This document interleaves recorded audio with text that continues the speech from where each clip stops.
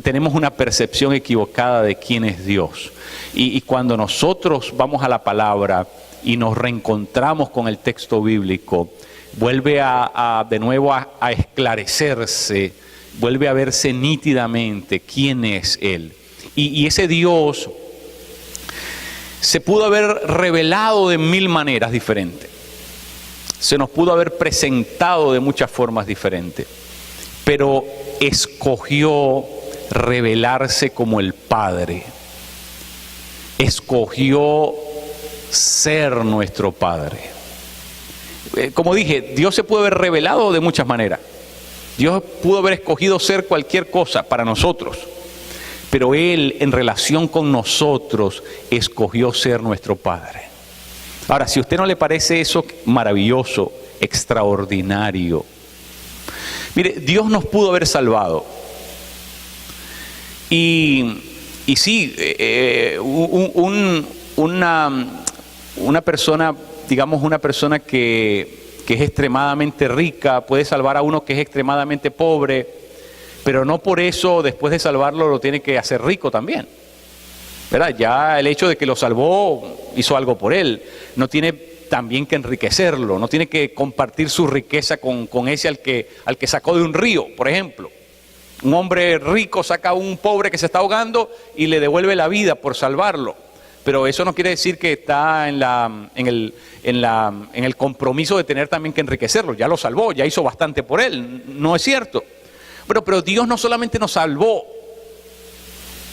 Dios además no tenía por qué hacerlo. Si nos salvaba, ya eso era más que suficiente. Pero Dios no solamente nos salvó. Dios quiso ser para nosotros Padre. Y eso es lo maravilloso de este texto. Es que la palabra dice que Él nos conoció de antemano. Y como nos conoció de antemano, porque para Él no hay ningún límite, Él nos predestinó. Y no solamente nos predestinó, nos justificó, nos llamó, nos glorificó. En otras palabras, mis queridos, nosotros ninguno somos hijos improvisados. Él ha deseado ser nuestro Padre, porque Dios pudo haber abortado todo eso, pero no. Mire qué cosa tan complicada. Nos conoció, nos predestinó, nos justificó, nos llamó, nos glorificó. Todo eso nos los ha dado. Y dice Pablo, si Dios se empeñó en esto, ¿quién nos los va a quitar? ¿Quién se nos va a oponer? Es lo que Pablo está diciendo. Literalmente eso es lo que significa. En otras palabras, si Dios se encaprichó en hacerte su hijo, ¿quién le va a decir a Dios que no lo haga? Mis queridos, si lo quisiéramos ver en términos humanos, Dios no tenía ninguna buena razón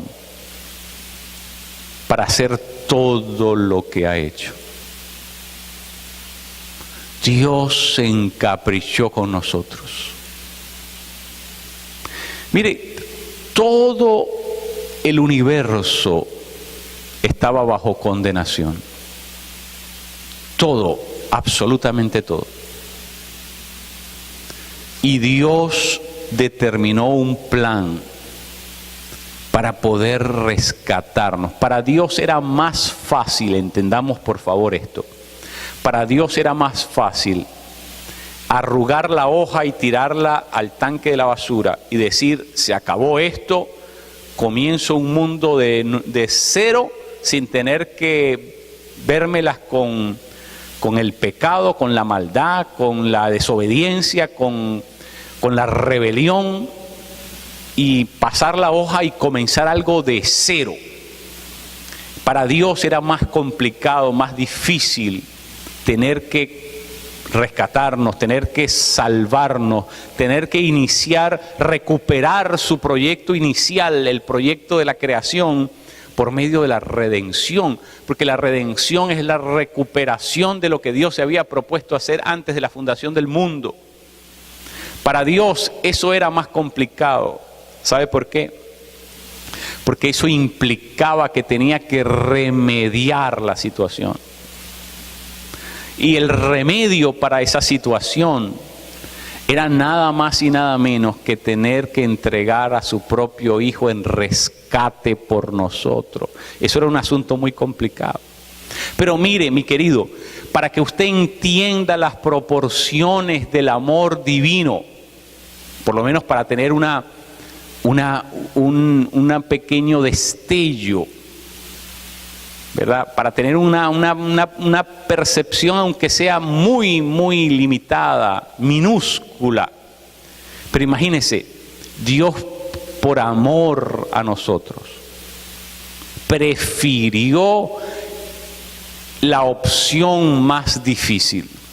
Imagínate por un momento lo que Dios te ama, que Dios prefirió la opción más complicada. Dios prefirió eso, porque el amor de Dios es maravilloso.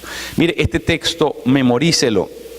Cuando usted se sienta deprimido, cuando usted sienta, ¿verdad?, que la vida se le está viniendo encima, cuando usted vea que las cosas se les están amontonando y que le dan ganas de llorar y que se siente muy contrariado, lea este texto. Versículo 32. El que no escatimó ni a su propio hijo. El que no eximió a su hijo, sino que lo entregó por nosotros.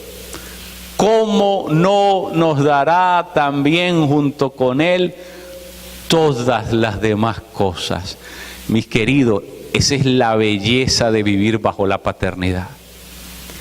La paternidad significa que Dios no le puso precio, no le puso límite a nuestra vida, ¿verdad? Como la persona que dice, bueno, voy a ir a esta subasta, me interesa esa obra de arte, pero lo máximo que estoy dispuesto a pagar es $900,000.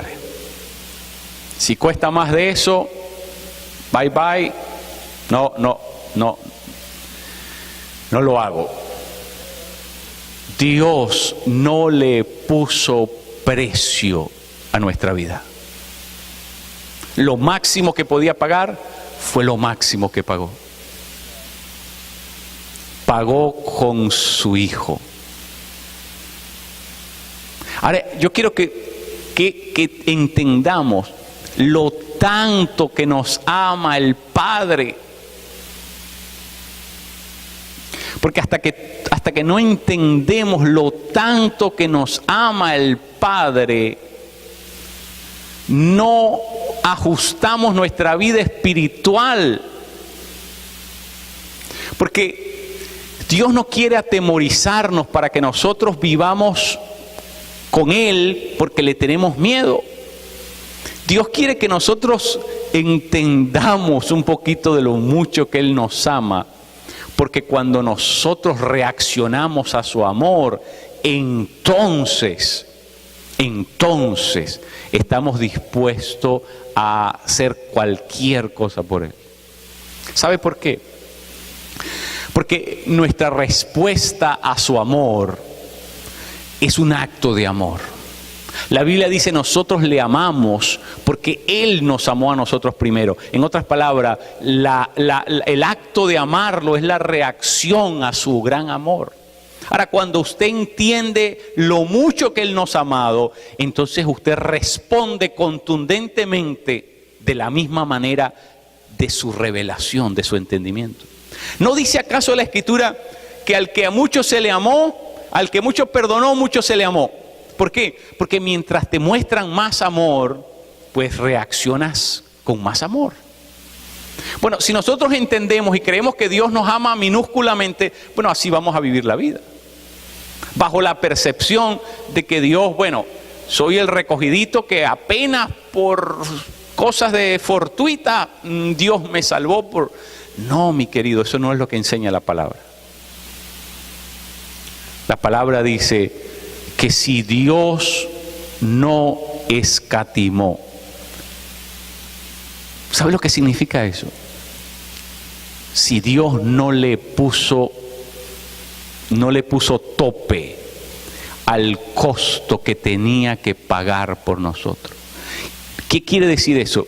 Que tu vida y mi vida es invaluable para Dios.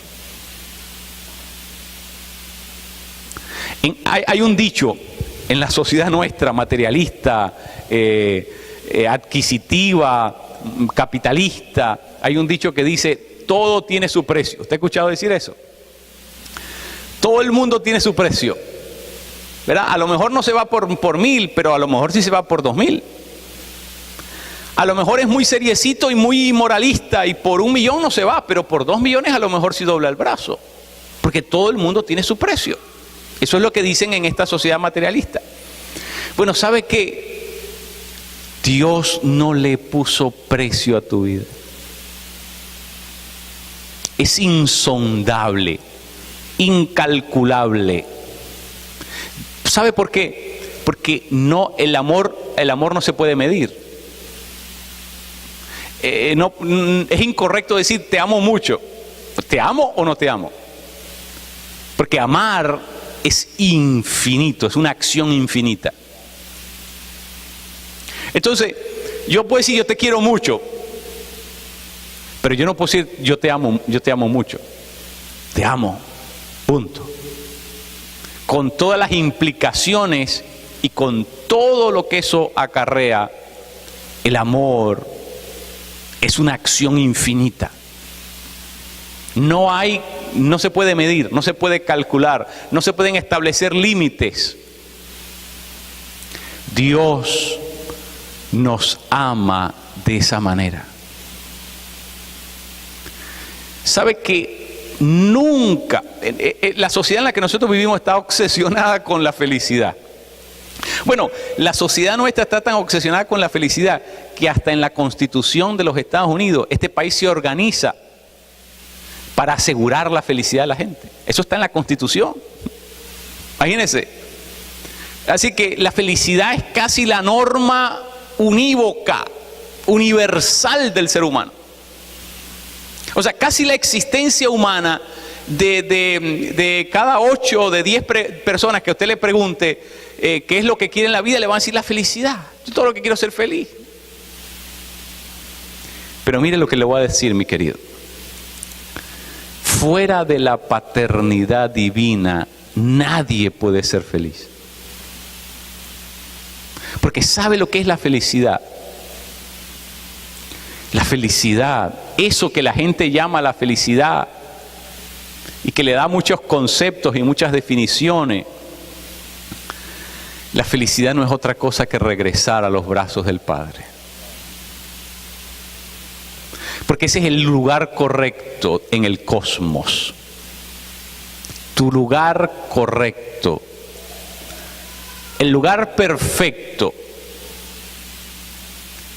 En el lugar donde nunca estás errando al estar. Ese lugar en los brazos de tu Padre. Regresar a los brazos del Padre.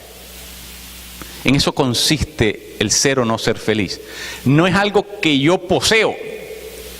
Fíjese, la mente humana siempre cree que la felicidad es producto de algo que yo poseo. Y es lo contrario. Es que yo sea poseído por Él. Es que yo esté bajo la posesión de Él. Es que a mí me posean. Es que Él sea dueño de mi vida. Es que yo sea objeto y recipiente del amor de Él. Ahí es donde está el germen, la esencia misma de lo que es la felicidad. No es algo que yo tengo que tener. Es que alguien me tiene que tener a mí. Y hasta que yo no regreso a sus brazos, hasta que yo no regreso a esa relación con Él, no hay nada que me va a hacer feliz. En los Estados Unidos hay una ola de suicidios. Ustedes no sé si lo han visto en esta semana, lo han reportado extensamente en los canales de televisión. El suicidio se ha hecho epidémico Y los que se están suicidando no son gente pobretona, ni gente que anda viviendo en la calle o anda pidiendo limosna. Son gente acaudalada, gente con un horizonte, un futuro muy promisorio, gente que ha logrado todo lo que se puede lograr en la vida. Y sin embargo, terminan en el suicidio. ¿Sabe por qué? Porque fuera de los brazos de tu papá nunca conseguirás la felicidad. Ni que te pegues el gordo de la lotería, ni que te cases con ¿cómo se llama? El Adonis de Hollywood, ¿verdad? Ni que te cases con la mujer más extraordinaria y bella del universo. Nada te va a hacer feliz si no estás en los brazos de tu padre. Nada. ¿Por qué? Porque procedemos de Él, venimos de Él, tenemos nuestro origen en Él. Y si no regresamos a Él, estamos extraviados, estamos perdidos, es el término que usa la Biblia, estamos perdidos. Y perdidos nadie puede ser feliz. Mire, la felicidad es doméstica. Cuando digo doméstica, lo que trato de decir es que la felicidad está al alcance de nuestra mano. La felicidad es palmaria, está cerca de nosotros. Muchas veces la estamos buscando en sitios recónditos o la estamos buscando bajo circunstancias extremadamente complicadas, pero la realidad es que la felicidad es algo doméstico. La felicidad está tan cerca de nosotros que es tan familiar, está tan cerca a nosotros que no nos hemos percatado de que está ahí. Hay una historia muy interesante de un hombre muy rico, muy acaudalado, que cuando él viajaba, y lo hacía con cierta frecuencia, cada vez que viajaba se llevaba todos sus tesoros. Un hombre muy desconfiado, ¿verdad? Y tenía un bultico donde tenía sus alhajas y tenía una colección de 18 diamantes y cada diamante aproximadamente costaba unos $2 millones. Y entonces él andaba con su bultico, con todas sus alhajas, sus tesoros, y los cargaba con él. Viajaba y siempre se llevaba Y un hombre se enteró de que ese hombre viajaba con esos tesoros encima. Y entonces lo quiso robar. Y entonces para poderlo robar se amistó con él, lo conoció, se hizo gran amigo y comenzaron a compartir, ¿verdad? En ese viaje comenzaron a compartir la habitación. Y entonces el hombre, cada vez que este señor rico, este viejito salía, pues él comenzaba a buscar por toda la habitación, ¿dónde es que tiene el bultico con los diamantes? Y bueno, rastreaba todo y nunca lo conseguía. Y el viejito, ¿verdad? Desconfiado, el viejito era extremadamente desconfiado, el viejito le ponía el bulto a este señor, se lo ponía debajo de la almohada. Y aquel hombre buscaba por todo, minuciosamente, el escaparate, el closet, lo inspeccionaba y nunca conseguía el bultico. Sin embargo, dormía todas las noches encima del bultico. Y la historia básicamente es una forma de ilustrar que nuestro tesoro está más cerca de nosotros que lo que nosotros creemos. Nuestro tesoro es nuestro Padre. Nuestra fuente de enriquecimiento es nuestro Padre, y nuestro Padre está cercano, nuestro Padre no está escondido, nuestro Padre no es un Padre misterioso que nos está buscando, jugando, ¿verdad? Tratando de escabullirse, de escurrirse, de hacernos la cosa complicada.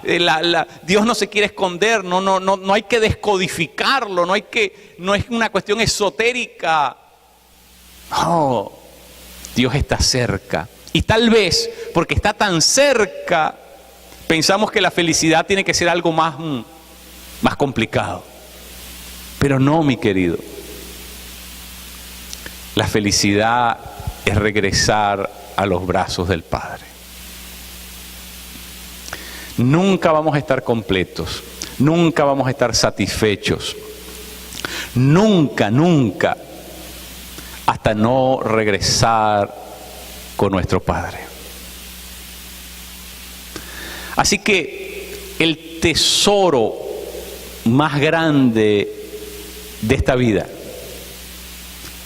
el tesoro más grande de esta vida, no está esperando por alguien en una bóveda secreta debajo de una pirámide en Egipto. No está en el Kilimanjaro con todos los diamantes que sacan todos los años de ese volcán. Los diamantes no están en el fuerte ahí en Kentucky, ¿verdad? Donde están todos los lingotes de oro de las reservas norteamericanas. No, ahí no están los tesoros. Los tesoros están en la casa de tu Padre. Cuando tú regresas a los brazos de tu Padre, ahí es donde están los tesoros de tu vida. Miren, ¿cómo no nos dará, dice, cómo no nos dará también con Él todas las demás cosas? En otras palabras, cuando lo tienes a Él, lo tienes todo. ¿Por qué? Porque teniéndolo a Él, tienes la garantía de que todas las demás cosas también te van a ser dadas. ¡Qué tremendo! Dios nos ha enriquecido al hacernos hijos. ¿Sabe por qué? Porque Dios nos ha dado toda la herencia. De un viaje, toda la herencia, Dios nos las ha dado completa, totalmente. Tenemos que regresar a los brazos del Padre. Y eso significa, tenemos que regresar a la intimidad con Él. Tenemos que regresar a la vida profunda con Él. Tenemos que aprender a disfrutar al Padre. Hemos vivido una vida tímida, distanciada. Dios quiere que aprendamos a intimar con Él. Que aprendamos a disfrutar todo lo que Él ha comprado, ha preparado, ha diseñado para nosotros. Porque nosotros somos sus hijos. Ahora, en la Biblia hay una historia muy interesante de un joven, ¿verdad?, que vivía una vida miserable y era creyente, era cristiano, pero vivía una vida miserable hasta que descubrió la paternidad divina. Vamos a estudiar esa historia. Venga conmigo al libro de los Hechos, verso 12. Esto le voy a decir, esta historia está mejor que la novela de las 8 de la noche, ¿vio? Hechos 12. ¿Qué dice?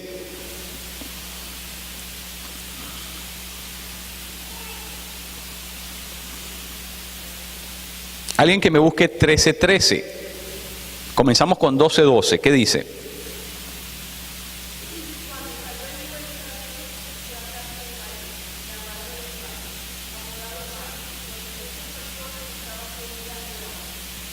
¿Se acuerdan? Pedro estaba preso en la cárcel de forma sobrenatural, milagrosa, ¿verdad? Dios manda a que las puertas se abran delante de él, sale de la cárcel y una vez que se ve libre, se va a la casa de una tal María, la cual era la madre de Juan Marcos. Y allí había una célula de oración en esa casa esa noche. Y Pedro llega allí en medio de la gente orando y la gente no podía creer que era Pedro. Imagínense, lo hacían preso y estaban intercediendo y de pronto...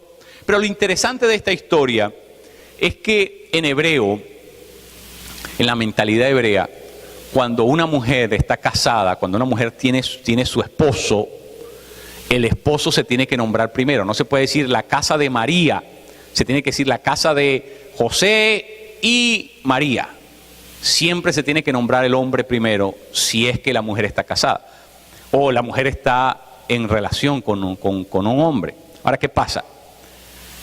Aquí no se nombra ningún hombre. Y eso nos da a entender a nosotros que María era o viuda o era una mujer, era madre soltera. ¿Qué quiere decir eso? Por consecuencia, que su hijo, Juan Marco, adolecía de ¿qué cosa? Adolecía de un padre. Eso está claro. Ahora venga el 13:13, Hechos de los Apóstoles, verso 13, capítulo 13, verso 13. ¿Qué dice?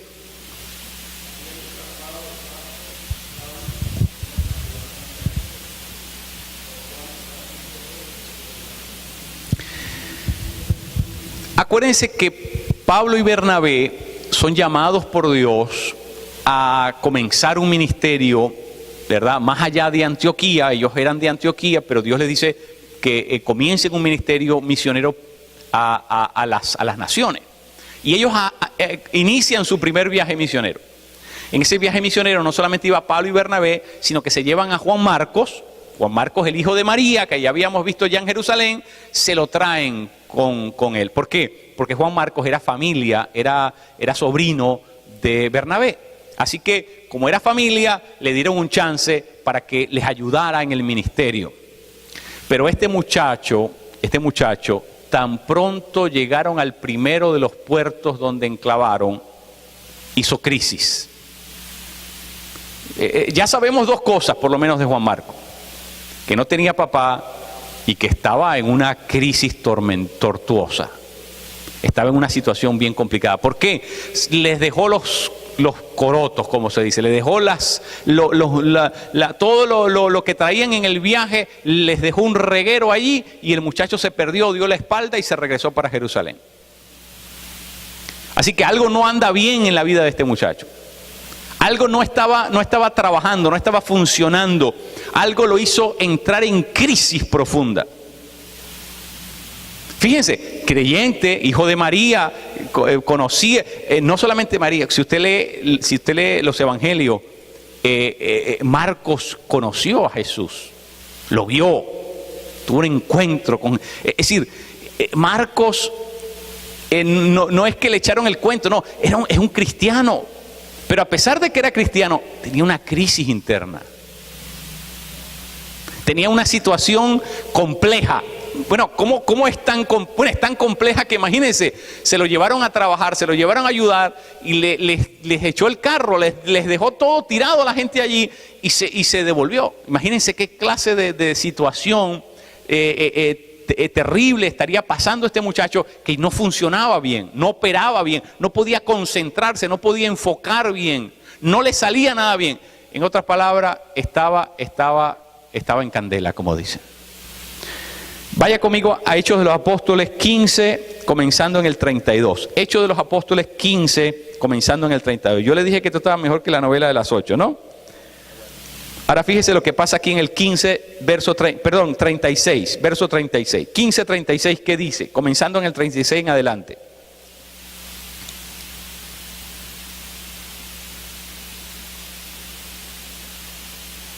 (15:36) ¿Qué dice?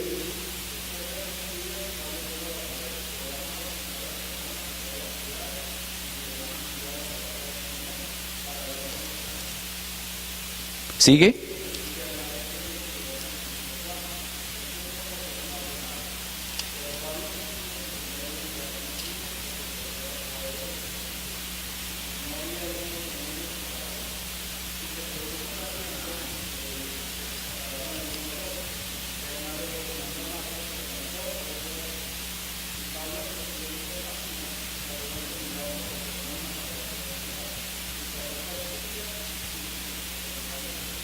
Ahí está. Miren, Bernabé le quiere dar otro chance al muchacho. Y Pablo dice rotundamente que no. De eso nada. De eso nada. Que no se vista, que no va. O sea, Pablo no estaba dispuesto a correr de nuevo el mismo riesgo que había corrido la primera vez. Porque la primera vez le había dejado todo tirado, acuérdense. Y no mucho tiempo después, entonces Bernabé insiste en la idea, bueno, vamos a darle un segundo chance. Pablo dice, no, güey, José, de ninguna manera. De ninguna manera. Pablo lo había borrado hasta del Facebook, imagínense ustedes. Pablo no lo quería ver ni en pintura. Lo bloqueó completamente. O sea, en otras palabras, ese muchacho solamente estaba en la lista negra de Pablo. Ya lo consideraba como un inútil. Para Pablo, Juan Marcos era un inútil, una persona que no servía para el ministerio, era un cero a la izquierda, era un bueno para nada, era un don nadie, era una persona que no se le podían confiar cosas espirituales. Le había hecho la cruz, como se dice. En otras palabras, para él no contaba. Pablo no contaba con Juan Marcos de ninguna manera.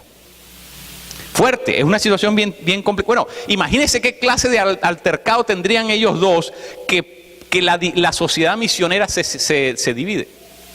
La sociedad misionera se separan. Y Pablo va con Silas a un lugar y Bernabé va con Juan Marcos a otro, porque ya no podían estar, ya no tenían ya no estaban unánimes en las decisiones que estaban haciendo. Imagínense qué clase de calentura, de enfogonamiento tenía Pablo con lo que había pasado en el puerto de Panfilia. Pero bueno, la novela continúa. Venga conmigo a Colosenses capítulo 4, verso 10. Colosenses capítulo 4, verso 10. ¿Qué dice en Colosenses 4, 10?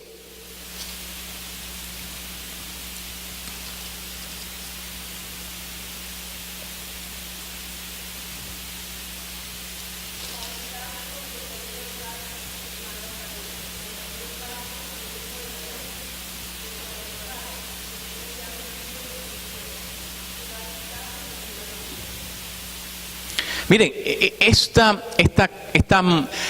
Pablo incluye en esa carta a los colosenses esta nota que es muy sugestiva. Y la razón por la que es muy sugestiva es porque era una norma de las iglesias el recibir a las personas que pasaban por ahí. Es decir, nadie daba instrucciones acerca de eso, era la forma normal, cotidiana, como los cristianos se comportaban. Siendo hospitalarios, siendo gente amorosa, siendo gente, ¿verdad?, servidores de las demás personas. ¿Por qué Pablo tenía que decirles que cuando vaya Marcos por ahí lo reciban? Claro, hay dos posibilidades. Había corrido la mala fama o Pablo había dado una orden contraria previamente. Es decir, si aparece el zagaletón ese llamado Juan Marcos por aquí, no me lo reciban, no me le abran la puerta.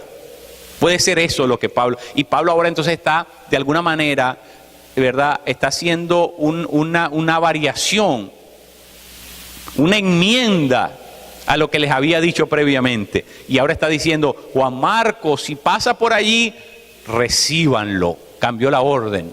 Porque a mí esta carta de Colosenses nos permite ver que algo parece que está variando, que algo parece estar cambiando, ¿no? Porque de súper negativo, ¿verdad?, como estaba Pablo, ahora ahí como que está transicionando su percepción de Juan Marcos.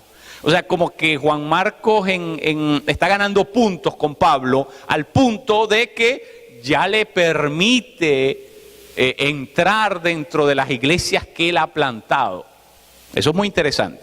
Pero la novela continúa. Venga conmigo a segunda de Timoteo, capítulo 4, verso 11. Segunda Timoteo 4, 11.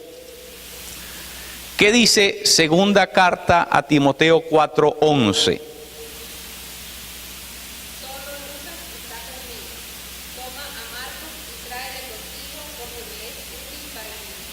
No puede ser que Pablo diga eso.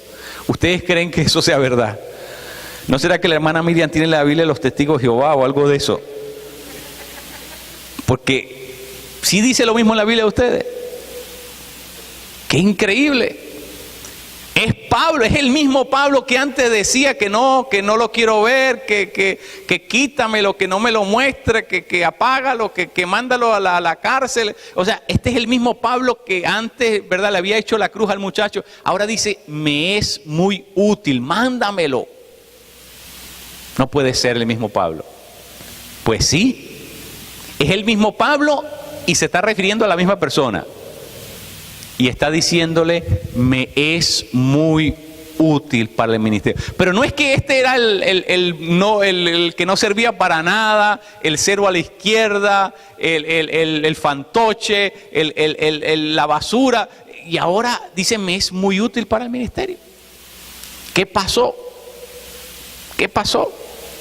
¿Quieren saber lo que pasó? Vengan conmigo a Primera de Pedro, capítulo 5, verso 13. Primera de Pedro 5:13. Primera de Pedro 5:13. ¿Qué dice la carta de Pedro? La iglesia que está en Babilonia, elegida juntamente con vosotros, y Marcos, mi hijo, os saluda. Marcos, el hijo de quién? Marcos, el hijo de Pedro. Está interesante, ¿no? ¿Cuál dijimos que era el problema de Juan Marcos? Que no tenía qué. Y entonces, ¿cómo dice Pedro que es su padre? Lo adoptó. Pedro le impartió la paternidad que este muchacho no tenía. Pedro lo trajo bajo sus alas, porque Pedro vivía en Jerusalén. Y estando en Jerusalén, se ocupó de este muchacho. Lo agarró en medio de su crisis, lo acompañó en su proceso de crisis, le comenzó a impartir, le comenzó a discipular, le comenzó a dar ejemplo, lo fortaleció, lo preparó para la obra y lo recicló. De ser una basura, un cero a la izquierda, un inútil, un haragán, el muchacho terminó en ser una persona útil para el ministerio. Tremendo. Ahora, ¿por qué Pedro y no Pablo? O sea, ¿por qué Pedro sí pudo hacer eso y no Pablo? ¿Sabe por qué? Porque Pedro era la persona más torcida de todos los que tenía Jesús entre sus discípulos.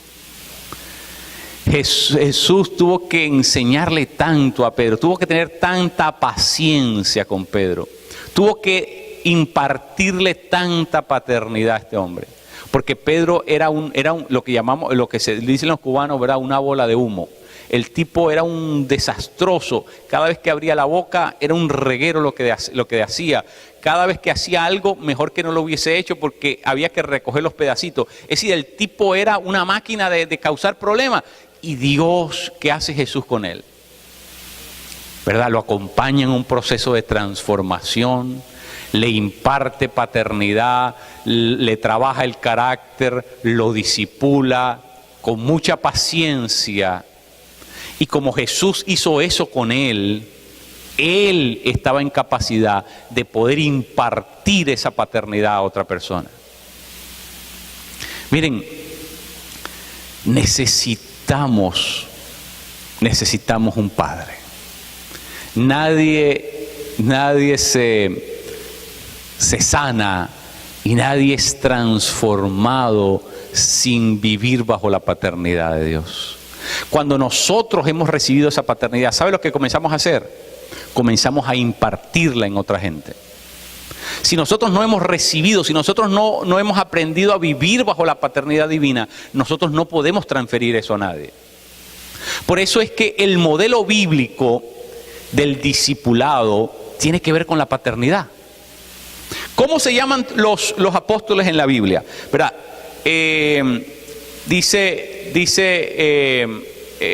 Los escritores del Nuevo Testamento, todos llaman a sus discípulos, los terminan llamando hijos. Todos. Hay una relación padre-hijo. Es decir, es un liderazgo donde el modelo del liderazgo tiene que ver con la paternidad. Es muy interesante, porque ese es el liderazgo saludable, donde la relación relación entre el líder y la persona que viene atrás es una relación padre-hijo. Porque mientras la relación sea padre-hijo, yo no te puedo abusar, ¿ve? Yo no puedo hacer nada en contra tuya, no puedo buscar privilegiar mis intereses. No. Cuando la relación es padre-hijo, es una relación orgánica, saludable. Y sobre todo cuando yo he recibido, cuando el líder ha recibido esa paternidad de parte de Dios, la puede impartir en otra persona. Entonces, miren, el modelo de Dios, el modelo que trae sanidad, el modelo que trae transformación, el modelo que nos afirma como verdadero gente de Dios y que nos va a llevar a ser útiles.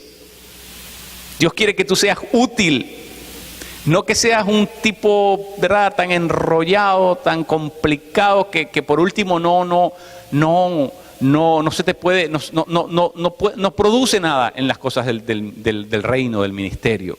Dios quiere que seamos útiles, que demos fruto, que llevemos fruto.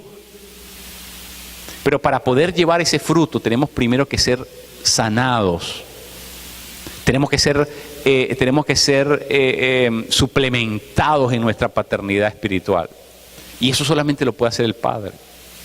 Y cuando nosotros aprendemos a vivir bajo la paternidad divina, entonces todos esos complejos, todos esos temores, todos esos defectos de carácter, todas esas ansiedades, todas esas carencias de afecto, todas esas cosas comienzan a salirse. Comienza a haber una compensación, porque Dios comienza a afirmarnos como Padre.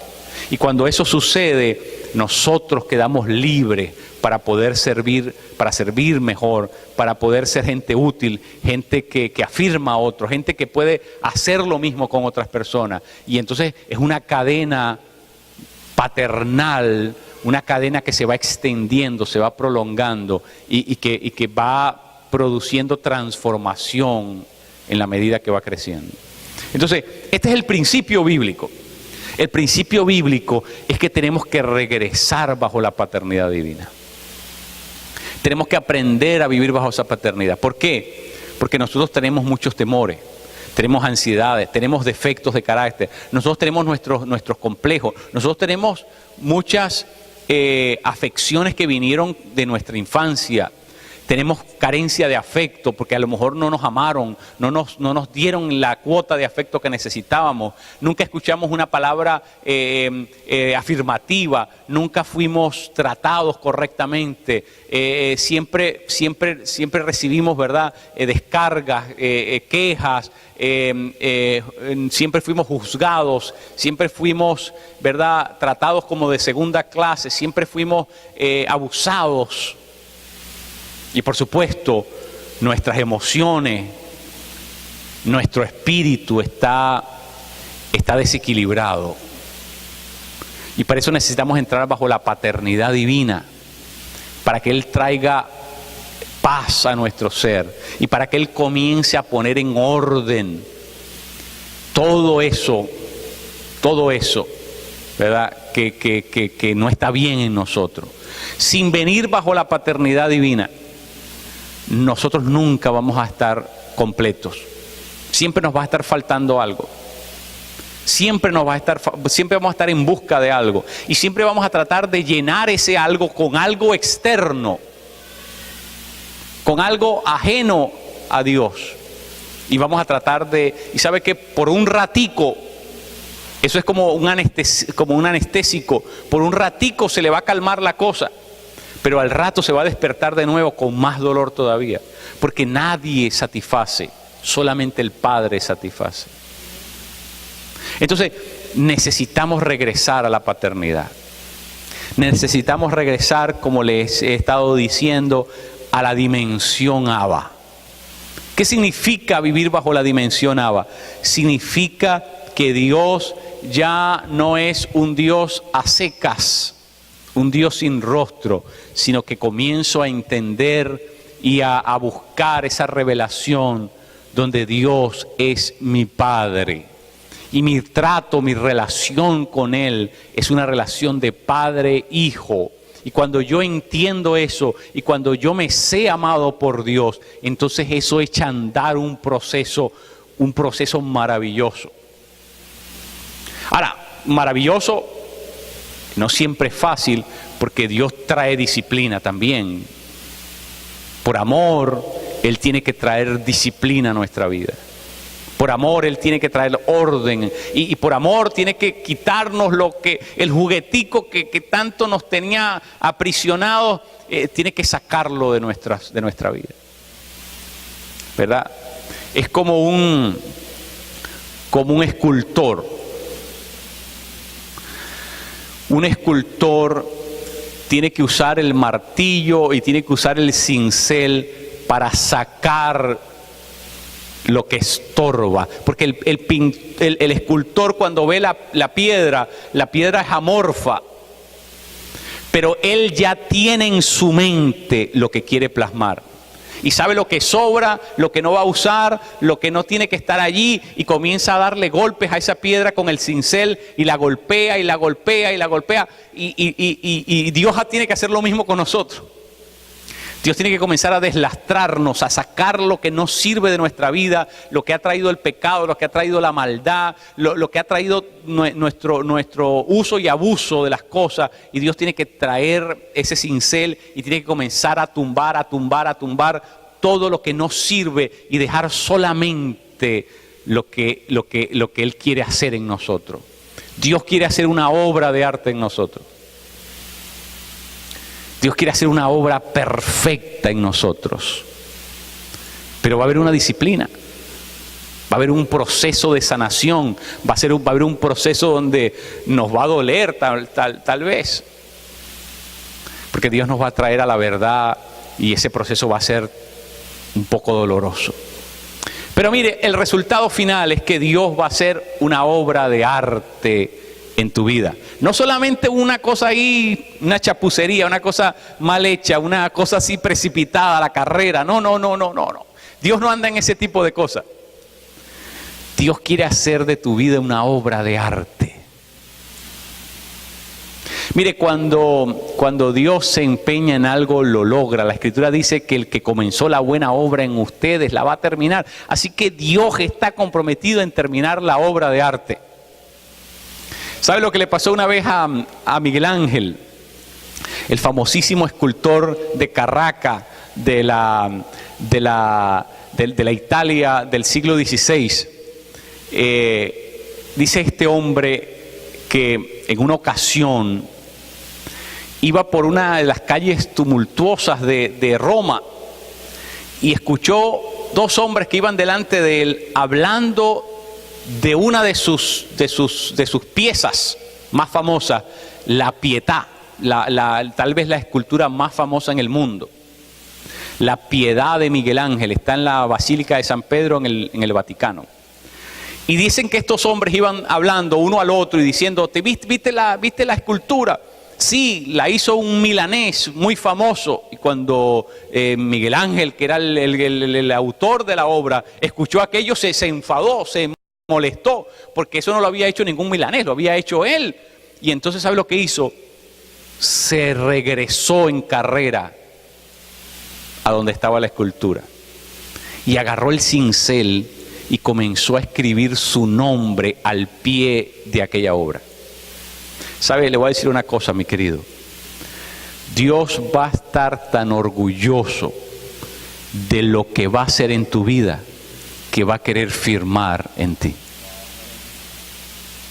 Dios se ha propuesto hacer tu vida una obra de arte y la va a terminar firmando en ella, para que todo el mundo sepa que lo que pasó en tu vida lo hizo Él, para que todo el mundo sepa que Él es el autor de lo que pasó en tu vida y por lo tanto Él reciba toda la gloria y toda la honra.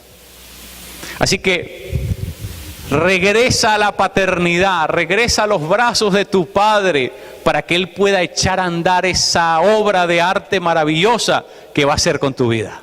Nos ponemos en pie.